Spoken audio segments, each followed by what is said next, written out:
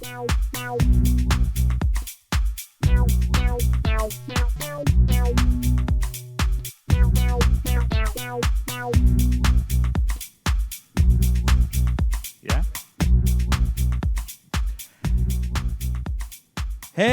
everyone and welcome to another episode of 裏技英語 and this is a special episode. This is 裏技英語 LIVE, Terumi.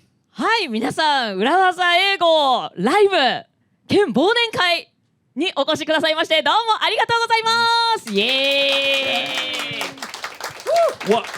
What you can hear there, that is the audience, Terumi, and we've got people from Hong Kong, we've got people from Aomori, we've got people from Tonai, but she said Okinawa. 沖縄からも来てくださってますよ。So we've got a big audience here live in Tokyo Comedy Bar, and we are about to do a live episode. はい、東京コメディバー渋谷にございますけれども、なんと今日はもうたくさんのリスナーさんが実際に集まってくださって、香港から青森から、そして沖縄からというね、いろんなところから集まってくださいまして、皆さんと一緒にこう会話をしながらね、はい、収録していきたいと思います。よろしくお願いします。So, BJ, it's the end of 2022. End of 2022. Yeah, 2022. I say 2022. 2022. これどっちか迷いませんいつもね。どっちなのこれ。I always say 2022. 2023. でもどっちが正しいとか特にない。No, there's no correct answer there. でも2022の方がよく言うのかな。Yeah, I think it sounds good, like 2022. Sounds good ということで、じゃあやり直そう。So, BJ, it's the end of 2022.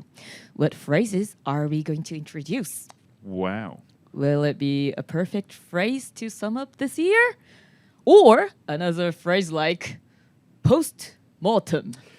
It's not a perfect year-ending phrase. I want to do another football episode.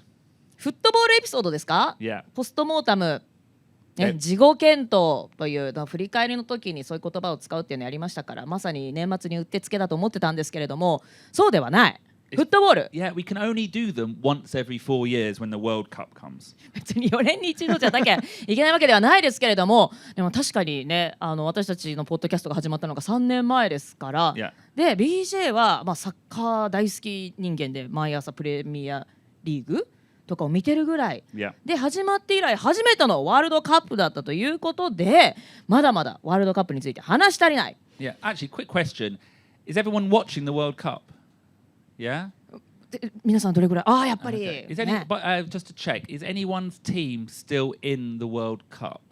どういうこと？応援してるチームがってことですか？ Yeah. 日本以外を実は猛烈に応援しているよという、メッシが大好きだよとかあります？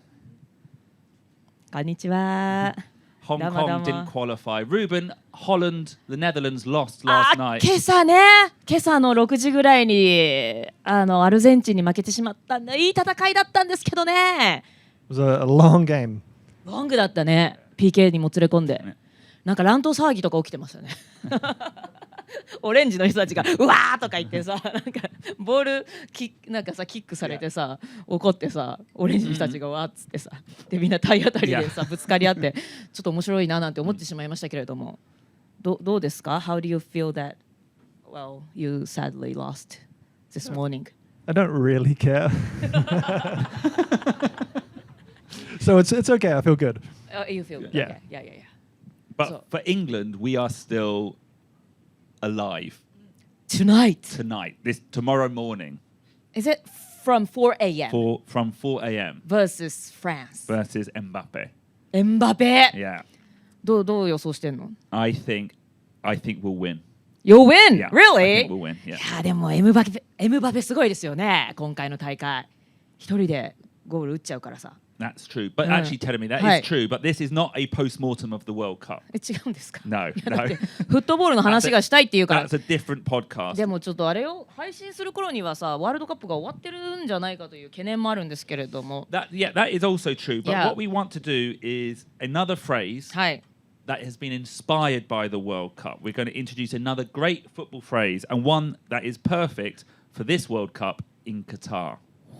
カタールでの今回のワールドカップにインスパイアされたフレーズ。perfect for this World Cup. What do you mean? Well, this World Cup was supposed to improve the image of Qatar. そうですね。カタールのイメージ、アラブのイメージをよくしようというかね。Yeah, spread love for football in the Arab world. はい、アラブの世界でサッカーへの愛を広めていこうじゃありませんか。はい、そんなことで、だって今まで初めてでしたもんね、アラブ諸国でワールドカップが開催されたの。なんかだいぶイメージも変わったんじゃないですか？ I don't think so. You don't think so. そうなんですね。イギリスの方々はちょっとなんかね。The international media はい、has almost said nothing positive about Qatar. カタールでのワールドカップについて国際メディアでは何もポジティブなことは言っておりませんと。Yeah. Lots of negativity about LGBTQ rights. LGBTQ その同性愛を認めないですとかね。はい。Lots of stories about migrant workers building the stadiums in terrible conditions and dying. スタジアムはかっこいいですけれども、その裏で外国人労働者がだってもう6000人以上亡くなったとかね。まあどの数字が正しいか本当わかりませんけど、まあでもそういう過酷な労働環境の中でできたスタジアムだと言われております。And it all comes from a story that has bribery, has corruption at the center. そうですね。汚職とか賄賂だとかそういったものはいっぱい。まあでもオリンピック、東京オリンピックとかも今いろいろありますからね。That's not an excuse. あ、そうですね。エクスキューズじゃない。だからそういうもんだってわけじゃないんですけれども、そうなんですよ。だからいいじゃんじゃないんですけれどもね。そう。イギリスではだってね、開会式 BBC がオンエアしなかったですからね。Yeah, they put a documentary about human rights abuses on instead. ああ、そうなんだ。Yeah. ヒューマンライツについての人権についての番組を放送してたぐらいなんですね。だけど日本だとそこまであんまりそういったネガティブなサイドなね、ニュースでもちろんネット記事とかにはありますけれども、少なくともテレビとかだとなんかその背景というよりはもうワールドカップ最高だぜイエーイみたいな、日本頑張れみたいな、なんかお祭り色で一色なんですよね。Yeah, that's because Dentsu owns everything.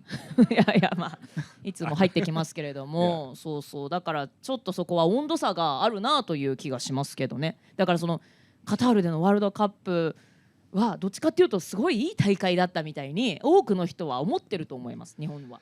Well, actually, when you look at the football, it's been very exciting. But some of the Qatari government officials have come out and said the World Cup has been a massive waste of money. カタールの政府関係者が waste of money だと、お金の無駄だったと自分たちで言っちゃったんですね。Yeah, rather than improving the image of Qatar, it set the image backwards. カタールの印象を良くするどころか印象を悪くしたと。Yeah. カタールの政府関係者が自分たちで言っちゃったわけだ。Yeah. So you could say, Tedemi, that this has been a marketing own goal. Marketing own goal. Yeah. マーケティングオウンゴール。マーケティングのオウンゴールってYeah. サッカーのオウンゴールのことですか？ Exactly. And that is the phrase we want to talk about today at 裏技英語 LIVE.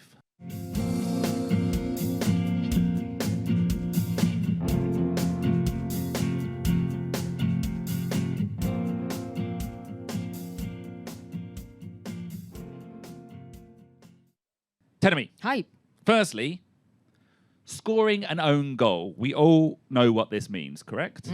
オウンゴールをスコアしちゃう、自分でオウンゴールを取ってしまう、これはどういう意味かは多くの人は分かると思いますけれども、昔はね自殺点なんて呼ばれてましたけれども、ちょっと言葉が不謹慎だから Oh, really? In Japan it was called suicide goal って昔言いましたよね。最近あんま聞かないですよね。オウンゴール、自分で自分の、ネットを揺らしちゃうみたいな、ね。Yeah, I've scored some great own goals. Sorry? I've scored some good ones. What do you mean? Where I've accidentally, because I play a lot of football, I'm a defender. Yeah? And every now and again, maybe once a year, I would score an own あ、 goal. 本当にやってたのね。Yeah, pretty good, yeah. Pretty good だったんだ。本当に何かの比喩じゃなくって本当にサッカーしててよくオウンゴールをしちゃってたんだ BJ は。Yeah. 年に1回も。And not even like a mistake. I always like, it was always like an omoikiri own goal. Like good connection. どういうこと？ついついやっちゃったとかたまたま当たっちゃったとかじゃなくて思いっきり打っちゃったの。Yeah, like なんで you get confused which was your No, I think direction you're supposed to go. I think because I'm not thinking often because you when you how do you say I'm thinking about kicking the other person and like going in really strong. And so I kick it really hard and it goes up or something. Yeah. Like hit myself in the face and scored before. Yeah. 思い切り打ったら自分の顔に当たってゴールしちゃったとか。へえ。なんか一緒にやるの怖いですね、じゃあね。Yeah. But yeah, so previously we spoke about moving the goalposts. はい、ゴールポストを動かすということについてやりましたね。Moving the goalposts というフレーズをご紹介しました。最初と言ってたことが違うじゃないか。途中になって言ってることを変える、ゴールを変える。それが Moving the goalposts でしたね。And this is about scoring a goal in between your own goalposts. はい、今度はゴールポストを動かすわけじゃないんですけれども、ゴールポストの間、自分たちのゴールにシュートしてしまうということですね。But it's often used in business. It's often used in politics as well. はい、ビジネスだとか政治の世界でもこの score and own goal という言葉を使いますと。Yeah, when someone does something that goes the wrong way, they think they're going to do something that will help them, but actually it harms them. はい、何かこう良かれと思ってうまくいくと思ってやったんだけれども、自分の首を絞める結果になる。まあ裏目に出る。そんな時でしょうかね。Yeah, I would say that's a great translation. 裏目に出る。Yeah. And in the example of the Qatari World Cup, the goal of hosting the World Cup was to announce the country to the world in a positive way, change the image, but you could say it's had the opposite effect. はい、例えば今回のカタールのワールドカップですと、ワールドカップをホストするっていうのは、国のイメージを上げるためポジティブなことが起きればいいなと思ってホストしたわけですけれども、そうじゃないネガティブなイメージがついてしまった。それがまさに裏目に出るというかね、マーケティングオウンゴール。Well, I guess this time you might say it was a PR own goal. あ、そうか、マーケティングじゃないか。Yeah. PR オウンゴールか。Yeah. だから世界によく PR しようと思ったけれども、悪い PR になってしまって、批判の声も多く出てしまいましたということですね。Yeah, I would say PR own goal or marketing own goal are the two most frequent usages of this phrase. PR オウンゴールとかマーケティングオウンゴール。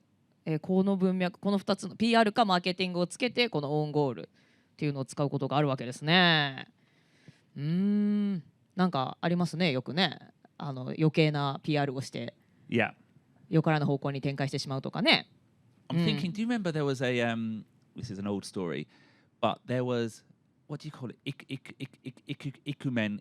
There was a Japanese politician who was like the ikumen. I'm going to do paternity leave. I'm going to first ever government official. はいはいはい。And then he was caught coming out of a love hotel while his wife was giving birth.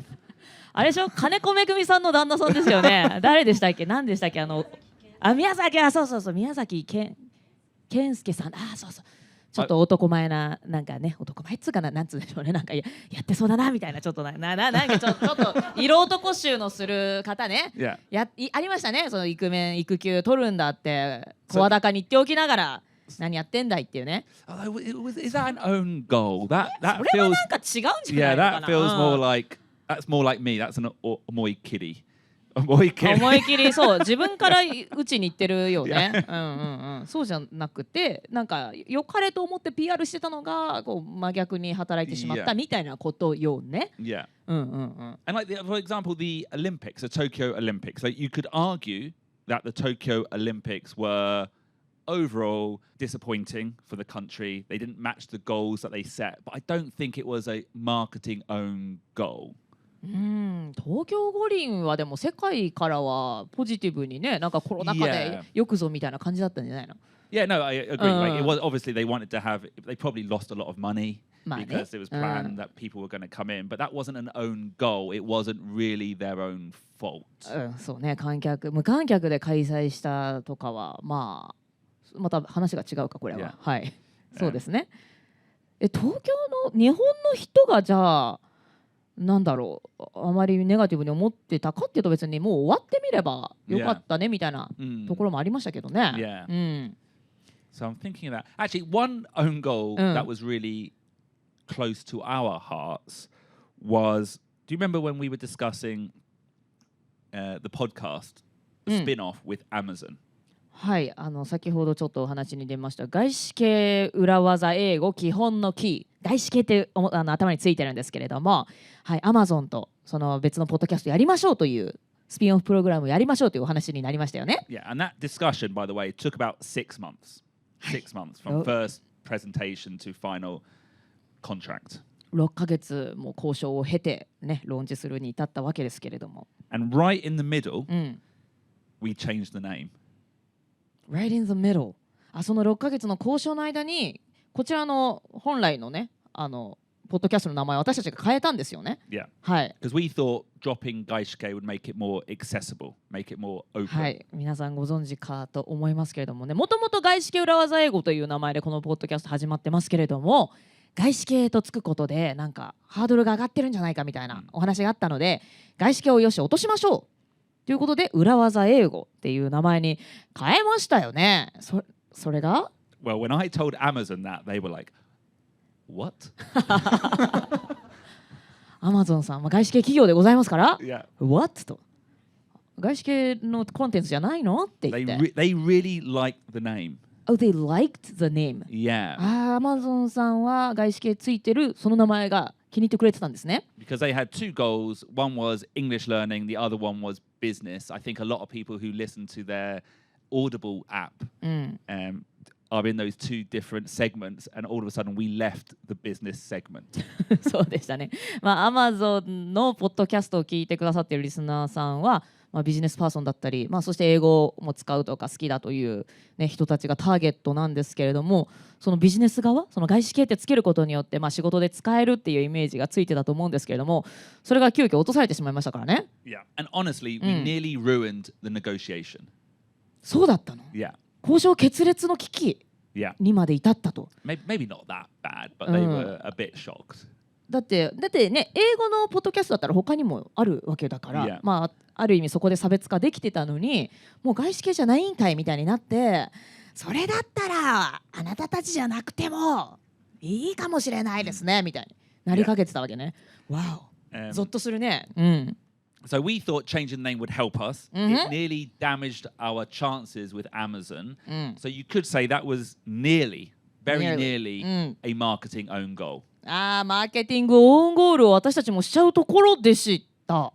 ねえ。だって良かれと思ってやったのにさ、大きなチャンスを逃すところだったんだね。Yeah. でもニアリーということで、最終的には OK にこぎつけて。Well, 戻しますんでやらせてください。外資系つけるんでっつって嫌なわけじゃないんですよ。Listen の声全然無視します。We'll put it back. の声は無視します。さすが。はい。そんなことを言ったか言ってないか分かりませんけれども、とにかく Amazon さんでやるポッドキャストの名前にはそういった経緯もあって、外資系裏技英語基本のキーという名前でね、やっております。So actually, I think own goals are scored often.When the company is trying to do something to change its image or to appear good.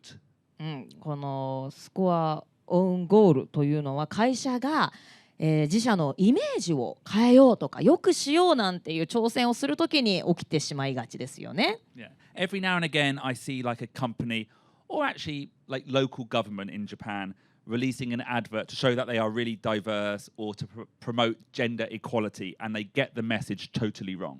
例えば会社とか、地方のなんでしょうね。What did you say? Local government. Yeah. I feel like every now and again, like Kyoto Food does something. 京都府だとか、県単位とかで何か PR をしようとして、例えばジェンダーイクオリティなんかをプロモートしようとするんだけれども、なんかメッセージがちょっと間違った風に伝わっちゃって。炎上しますよね。Yeah, 今の時代は。炎上、like there are angry messages on social media. ジェンダーイクオリティを発信しようとしたわけじゃないかもしれないですけれども、最近日本でよく聞くのはやっぱ日本といえばアニメだからアニメキャラクターを使うんだけれども、なんかそれがやたらその女の子の胸が強調されてるようなのとかよくありますよね。これすごいよく起きますよね。めちゃくちゃスカートの短い。Yeah, so it's gender equality and there's like a 16-year-old girl with a like no skirt. そこにジェンダーイコリティ書いてあるかわかんないですけれども、でもなんかね、すごいセーラー服でスカート短いけど自衛官になりませんかとかなんかそういうポスターだったりするんですよね。そんなこともまあオウンゴールですね。And another time it comes up a lot is stealth marketing. ステマですね。Where the company is trying to do it very quietly, trying to get an influencer to promote the brand, but then the fans find out, oh, this was just paid for, and then everyone gets very angry. ステマってでもだからあれですよね。PR だってちゃんと言わなきゃダメなんですよね。そうそう、なんかありましたよね。なんか有名なアニメ会社だとかそういったところが。ステマをやってしまってなんかインフルエンサーが6人ぐらい同時にこの作品すごくいいって言ってて、PR とも書いてなかったからなんかおかしいなっていうことで実はステマだったって後でバレるとかね。だからステマをステマで PR とかつければ別にいいんだけど。Yeah, but then it stops being stemma. It stops being stealth. なんて if you put PR on it, yeah. then it's no longer stealth. それだともうステルスにならなくなるか。Yeah, then it just becomes influencer marketing. そっか、yeah. ステルスマーケティングっていうのは PR ともつけずにやるやつ？ Yeah. そっか。それはいいのか？ It's fine. いいのか、yeah. いいんですか？どういいんですかとか言って企業案件だけど企業案件って書かずになんかインフルエンサーが SNS に載せないんだ。There are ways to do stealth marketing effectively. Yeah. But it's a difficult line because if you get caught, then it goes the other way and it turns into a marketing own goal.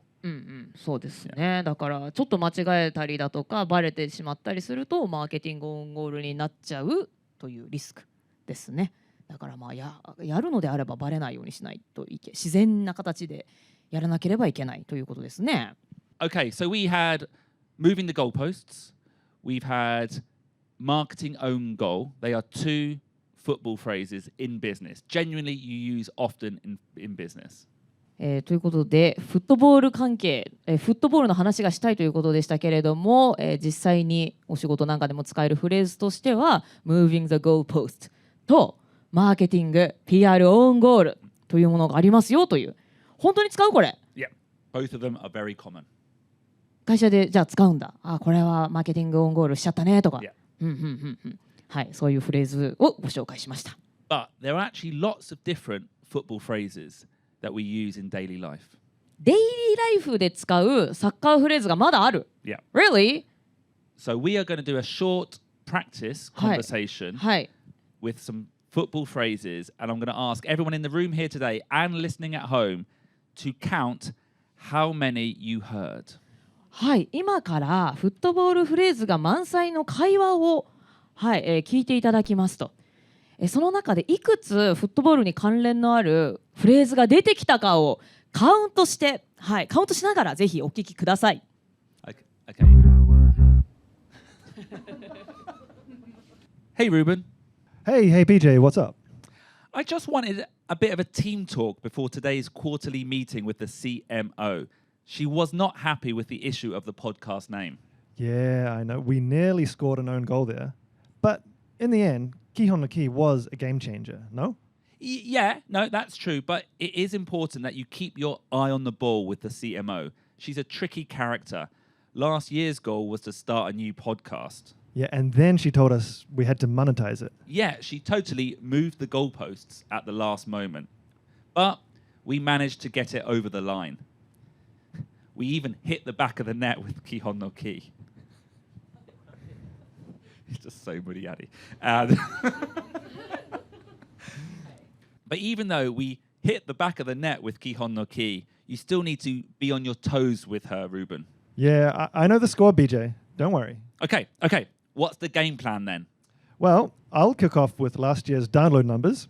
I'll show the growth targets and then ask for more marketing support next year. If you don't ask, you don't get, right? Exactly. You have to shoot to score. You take the lead, but don't worry, I'll be watching from the sidelines. All right, I'm ready. Game on. It's coming home. Yeah. Okay. なんか Okay, Miss Hong Kong, what's your name? Naoko. さん。 Naoko, how many do you think you heard there? 9. Naoko's going for 9, more or less? More? Okay, how many are you going for, Kaldu? 12. Okay, 12. Any more?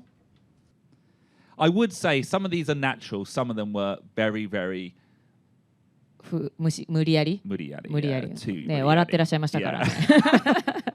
そうなの？無理やりだったのこれ。Well, it's really hard to create a conversation that makes sense, has a business focus, and has 14 different football phrases here. 14! 14. It says 15 here. I think it was 14.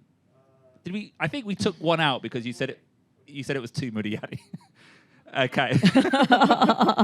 じゃあ、終わったんですね。14個が正解でしたけれども、14だと思ってたよっていう方います？ Okay, okay. もうちょっと少ないかと思ったら、私も10超えたあたりからちょっと分かんなくなったけど。Okay. Listeners, everyone, the correct answer was 14 phrases, and we're going to quickly break them down in what I call the goal rush. ゴールラッシュ？ Yeah. ゴールラッシュしていきましょう。Yeah. はい。14個ザザザザと。はい。Okay, so BJ said, I just want a bit of a team talk before today's quarterly meeting with the CMO. She wasn't happy with the issue of the podcast name. A team talk. ティームトーク。ティームトークというものは、これは試合中のちょっとした打ち合わせ。Yeah, or at halftime. Or at halftime. ハーフタイム。つまりは試合の前とか試合中に行われるチームでのお話？ Yeah, and not just like a team talk where you're just chatting. It's got energy, it's got focus. It probably ends with a let's go. アメフトでいうところのハドルみたいな。Yeah, I think that's a good example. Yeah. アメフトでよくね、試合中とか試合前に行われるエンジンを組んで行うような作戦会議がありますけれども、Yeah. まさにそういうのをティームトークって言うんですね。Yeah, often if you're having a crisis in the company, you might have a team talk. なんか会社でピンチなことがあるとチームトーク、作戦会議っていうのはもう本当に危機迫っているというか、大変な時にみんなで顔を突き合わせて、Yeah. ちょっとやばいけどどうするみたいな、そんなエンジンを組んで行うようなイメージですね。Okay. Number 2. Okay, so Ruben said, we nearly scored an own goal there, but in the end, 基本のKEY was a game changer. Okay, scored an own goal. We covered that today. And I think we all know what a game changer is. Score and own goal は今日やりましたけれども、次に出てくるのがゲームチェンジャーですね。ゲームチェンジャーは、日本語でも言いますし、はい、ポッドキャストで私たちもね取り上げたことがあるので皆さんご存知かと思いますけれども、ゲームを一変させる、形勢を変えるプランですとか、出来事。So so in terms of football, you might say David Beckham's red card was a game changer in 1998.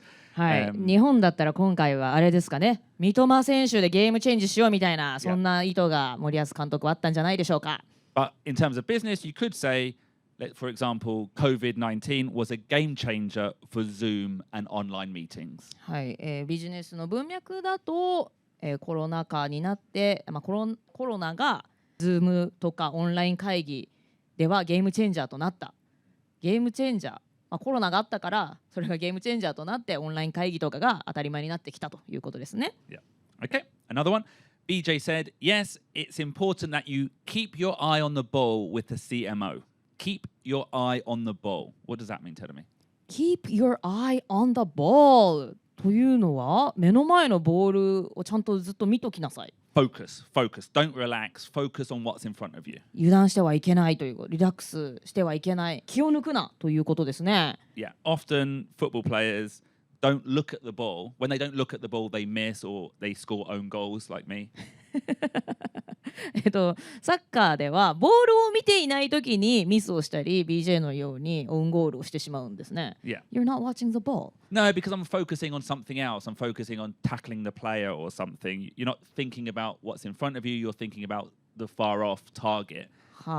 他に誰をタックルしようとか考えていて、目の前にあるボールが一番大事なのに、それを見ていないときにミスをしてしまうということで、目の前のことに集中せよということですね。Yeah. And often, like, you know, in terms of business, that would be a case that you're worried about the quarterly results, but because you're so worried about the results at the end, you're not doing the basic sales work at the beginning, so you've taken your eye off the ball. 例えばビジネスとかだと、四半期の結果に気をとらわれすぎて目の前のマーケティングプラン、とかがおろそかになってしまう、これは仕事とか日常生活でも結局目の前のことを集中して頑張るしかないのに別のことに気を取られてしまってちょっと本質を見失ってしまうとかそういうことありますので、そういうことにならないように Keep your eye on the ball。 ここでボールが出てくるのね。 Yeah, ball, yeah. 全然なんだ関係ない話でもボール、Yeah, keep your eye on the ball, yeah. へえ。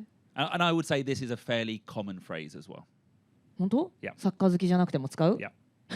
Keep your eye on her とかじゃなくてKeep her, I think. CMO に CMO No, keep your eye on the ball means focus on what's へえ。このボールはしかもサッカーのボールなのね。I could say now, let's keep your eye on the ball and stop talking about football. Yeah, focus on This episode. this episode. Okay, thank you for producing. 湿 Okay, 気湿気。はい。okay, this is the goal rush. Let's keep going. Okay, next one was, yes, she moved the goalpost at the last moment, but we managed to get it over the line. Even though we hit the back of the net with 基本のKEY, you still need to be on your toes with her, Ruben. Okay. うわ、4つも出てきた。Yeah. Move the goalpost. We covered a few episodes ago. はい。Move the goalpost は、以前エピソードでやりました。And in this example, the goal was to start a podcast, but when we did that, the goal then changed to monetizing the podcast. はい。最初のゴールは、ポッドキャスト始めることだったんだけれども、そのうち、マネタイズする、まあね、チャリンチャリンしましょうというふうにゴールが変わりました。In this fictional example, yes. But the next phrase was, get it over the line. Get it over the line. どういうことだ？ This is, again, a fairly common phrase, and it means to get approval or got approval, or even like maybe making a difficult sale after a long process. はい、この Get it over the line、承認を得るとか、セールスの難しいターゲットを、達成する。Yeah. We got it over the line。Yeah. 線を越えたぞ。Yeah. そういう時に使うんですね。And that line would be the goal line. うんうん。あ、ゴールのラインを割った。Yeah. これもサッカーのゴールライン。Well, that's one thing I would say. I don't know if it's football. It might be rugby. It makes more sense to be rugby, actually, in my head. あ、そっか。ラグビーの方がなんかスクラムを組んで取り合いしてやっとこのラインを越えてスコアしたぞみたいな。Yeah. そういうイメージでしょうか。Yeah, like the negotiations were really, really difficult, but thanks to great teamwork and a strong presentation, we got it over the line.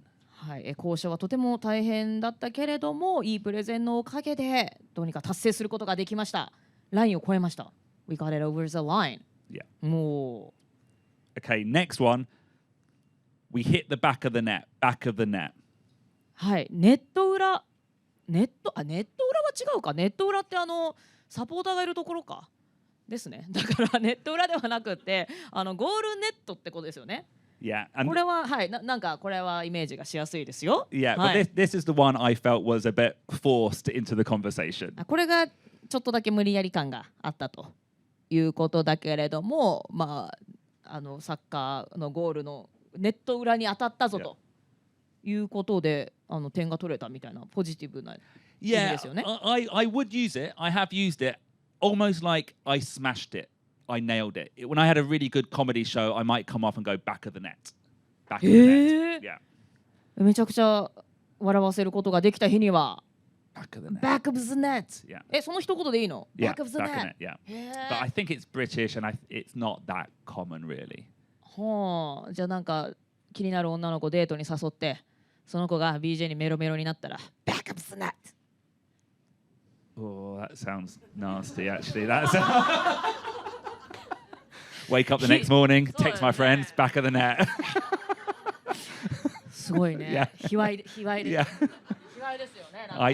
Honestly, one policy of mine is I never mix romance and football. No. あ、そうでしたか。大変失礼いたしました。はい。じゃあ次行きましょう。Okay, let's go next one. Okay, the next phrase is be on your toes. Be on your toes. Be on your toes. つま先で立ってなさい。Yeah. ってことですね。And it means, does anyone know what it means quickly? バレリーナになりましょう。Yeah, it means to be ready to take action. いつでも動けるように構えているっていう意味があるんですね。On your toes. Yeah. So in this conversation, BJ and Ruben don't really know what the reaction from the CMO will be, so we need to be fluid. We need to be on our toes.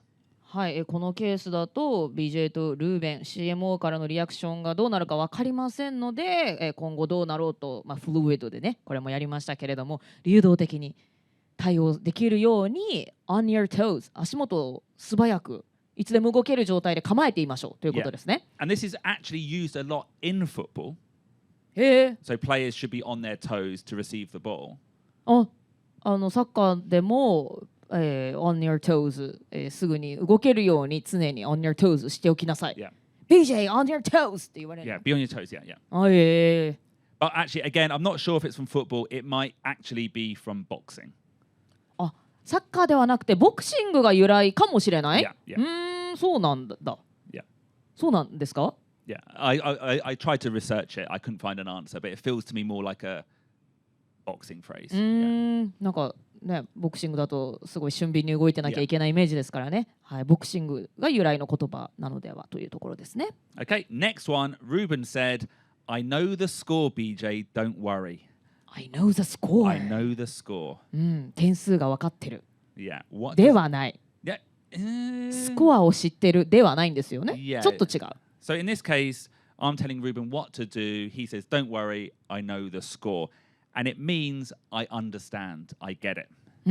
私はちゃんと状況を分かっているよ。Yeah. そんな時に I know the score. And I think specifically it means I know what's between the lines as well, the unspoken rules.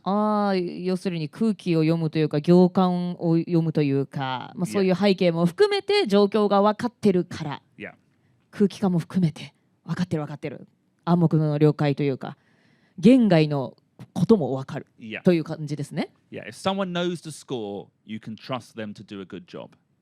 じゃあ誰かが私はちゃんと分かってるから状況分かってるからなんて言ったらその人も信頼して仕事を任せることができるでしょうと。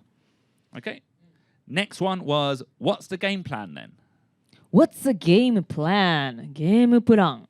はい、このゲームも、はい、サッカーから来ているのではと。Maybe, I don't know. It's definitely sports. I don't know. スポーツですね。And I think the meaning here is fairly obvious, I think. It means what's the plan, but more specifically, it means what's the strategy. はい、ゲームプランということで、計画なんですけれども、より何に近いかというともっと戦略とか作戦 Yeah. というニュアンスが強いですね。So like imagine we've got a dinner with a client. はい、でクライアントとディナーをするとして。So the plan for the evening might be to go to a nice izakaya and then a cocktail bar. はい、プランとしてはいい居酒屋さんに行ってその後、バーに行ってカクテルを飲みましょうと。That's the plan. それがプラン。The game plan might be, okay, we're going to show them some Japanese hospitality in a nice izakaya, then get them to have a few drinks, and then we'll make a proposal when they like us. はい、でさっきのがプランだとするとゲームプラン、こちらはより作戦に近いということで、居酒屋に連れて行って日本のホスピタリティを見せてでバーに行って、そこで、プロポーザルをしましょう、Yeah. というのがだから作戦ですよね。その裏にある意図というか。Yeah, so the plan was the basic, this restaurant, that restaurant. The game plan is the overall goal. Ruben then said, I'll kick off with last year's download numbers. Then BJ said, you have to shoot to score. You take the lead. I'll be watching from the sidelines. はい、ここでも、Yeah. はい、キックオフが出てきますね、まずね。So first, kickoff. For kickoff, we're not going to explain it here. Please listen to 基本のKEY, module 2.1, episode 2.1. It means to start. そうですね。キックオフはもうね、日本語でも使われるようになりましたね。キックオフミーティングとか言いますもんね、なんかね、最初のミーティング。始めるためのミーティング。Yeah. Shoot to score. We've discussed this before as well. It means, tell me. Shoot to score。蹴らなければ得点はゲットできません。Yep, リスクを取らないと得られるものは得られません。Exactly. ということですね。Watching from the sidelines means, well, it simply means to watch from the side. 横から見る。脇から見守る。Yeah, I think mimamoru, like look it with, it's got an idea of support as well. サポーター？ Yeah, like you're supporting from the sidelines. It's not just watching. Like, don't worry, I'm on the sidelines. I can help. はいはいはい。見てるだけじゃなくて横からサポートするイメージですね。Yeah. サッカーの監督みたいですね。Exactly, exactly. Game on. Okay. Game on. Okay, this is a little bit muddy-yaddy, but it means let's go. It means let's go. Means let's go なの？ Yeah, it means let's go. Yeah, especially with a challenge. Game on. Game on.何かチャレンジングなことをするときに、Yeah. もうやってしまいましょう。Game on. ゲームが始まりましたって感じ？もうとにかくやっちまえみたいなことかな？ Yeah, and it's coming home is again very, very muddy-yaddy. 無理やりなのがまた入ってきましたけれども、It's coming home. これもフットボール用語。Does everyone know this phrase? No. It's what English fans sing when we play football. あれじゃないの？ビートルズのYou're coming home ではなくIt won't be long っていう曲であるんですけども You're coming home ではなく It means we're going to win. It's coming home. And from the point of view that England or the UK started football and football has then been taken from us by Brazil, by Argentina, by Germany, by Holland even, and one day it will come home, hopefully next week. Next week. はい。サッカー発祥の地ですよね、イギリス、イングランド。はい。自分の国から始まった、イギリスから始まったにもかかわらず、ブラジル、アルゼンチン、オランダなどなど、いろいろな国にその勝利を取られてしまいましたと。だけれども、その勝利が帰ってくる。それを It's coming home。イギリスが今度勝つぞっていう時にこの言葉を使うんですね。Yeah, so in this case, it's coming home means Ruben's going to go and do a good job and negotiate with the CMO. はい、ルーベンが、CMO といい交渉をして、いい結果を取ってくるでしょう。It's coming home っていう風に使うんだ。But I would advise, don't use this phrase. これちょっと待って。その混ざってたらさ、皆さん、私もだけどこんがらがっちゃうじゃん。あれこれは実際使うんだっけとか、なんか言ったらみたいに思われない？大丈夫？ If you're like our listener, one of our listeners recently moved to Amazon in UK. After 1 year in living in the UK, you can use this phrase. イギリスに1年住んでからだったら OK。Yeah, and that's your. じゃあイギリスで働いてたらさ、It's coming home. Yeah. We did it. It's coming home. It's coming home. Yeah. 言う会社でいいプレゼンしてなんか営業を取れたよって言って Oh, it's coming home. I think it'd be a little bit ironic. A little bit ironic. Yeah. I would say it. I would say it. あ、そう。BJ は言うのね。はい。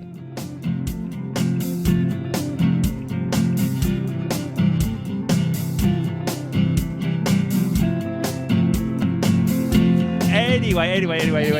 That was a lot of football sports language, I should say, in our Goal Rush. We will cover them in more detail in 4 years' time. はい、ということでたくさんのフットボールですとかスポーツ関連のフレーズをお届けしましたけれども、また4年後に、はい、また10個20個の、はい、フレーズを用意してお届けしたいと思います。Okay, that was an intense football rush, but actually full of genuinely useful phrases. はい、ということでフットボールラッシュ、まさにラッシュのようにいろいろなフレーズをお届けしましたけれども genuinely useful 本当だね。Yeah. だって except for coming home. いやだからそれ混ざってるからとてもちょっとねこれは使っていいのかどうかみたいになってしまうはまあいいかお伝えしましたもんね。カミングホームだけちょっと本当にフットボール寄りのフレーズかもしれませんけれども他のフレーズは本当に使えるフレーズということでぜひこちらも一緒に覚えていきましょう。 During this World Cup, we have introduced moving the goalposts and now a marketing own goal. はい、今回のワールドカップの期間中に Moving the Goalpost やりましたし今回はマーケティングオウンゴールというフレーズをご紹介しました。 For moving the goalpost, we said if you're a manager, don't do it. It's not fair on your staff. はい、Moving the Goalpost というのはね、もしあなたがマネージャーとかね、部下に指示を与える立場でしたらね、途中でゴールを変える、ゴールポストを動かすっていうことはぜひ避けましょう。And for marketing own goals, well, do your best to avoid doing them. はい、マーケティングオウンゴールに関してもできるだけ しないように、まあみんなしないようにしてるんですけどね、あれね。しないようにしてるんだけどしちゃうんだけどね。That's true. まあね、蓋開けてみないと分かんないみたいな感じではあるかもしれませんけれども、マーケティングオウンゴールしないように努めましょう。And on that note, I want to say thank you to all our listeners. I want to say thank you to Tenami, and I want to say thank you to the audience here at 裏技英語 Live. Thank you very much. はい、ということで、裏技英語ポッドキャスト裏技英語公開収録以上となります。これをね今ポッドキャストで聞いてくださってる方、そして今日来ていただいた皆さん、本当にどうもありがとうございました。バイバイ。